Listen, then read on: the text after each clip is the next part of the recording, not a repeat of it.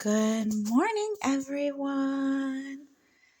Last night I did my homemade pozole.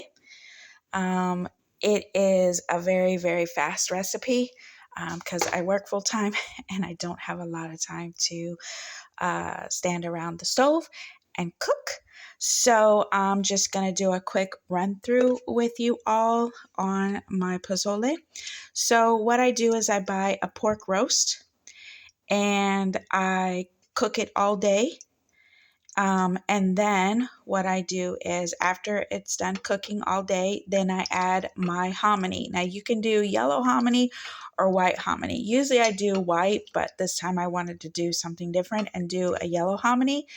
So then I put 2 cans of yellow hominy. You can choose any cans that you like. And then I put salt. I put garlic. I also put oregano in there, but I do not put those seasonings in when the pork is actually first cooking, because when you do that, it dries out the pork. So I let the pork cook first, and then once the pork is done, then I add my seasonings. Now, to get the color and the more flavor, usually in original pozole recipes, they use those the red, they're kind of like maroon reddish chilies, and they boil them and then they put them in the blender and then they do all that. I don't have time to do that, so I have been doing this for a very, very long time, the way that I make my pozole. And the bottle of seasoning sauce that I actually use is this. Give me 1 second. I grab it real quick. It is actually this, and it's called red salsa. You can put a whole bottle or you can put a half bottle, depends on how kind of flavorful and spicy you want it. It's actually very, very good. So that's what I put in there. And then of course, I make sure that I have enough water in there when I'm cooking my pork.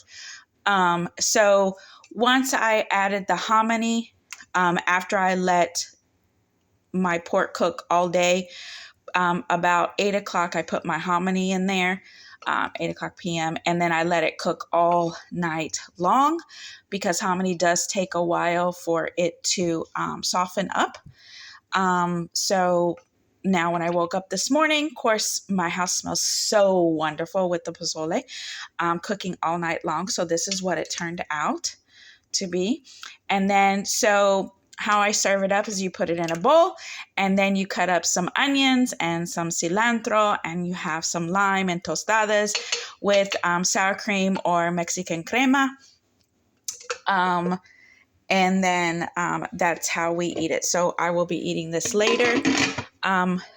I will also be showing you how I serve it up, but I just wanted to show you how it looks when it's pretty much done. I just have to show you the servings, how I serve it, and then I will be posting everything in the description box below on everything that I use. So please stay tuned for the final result. Thank you.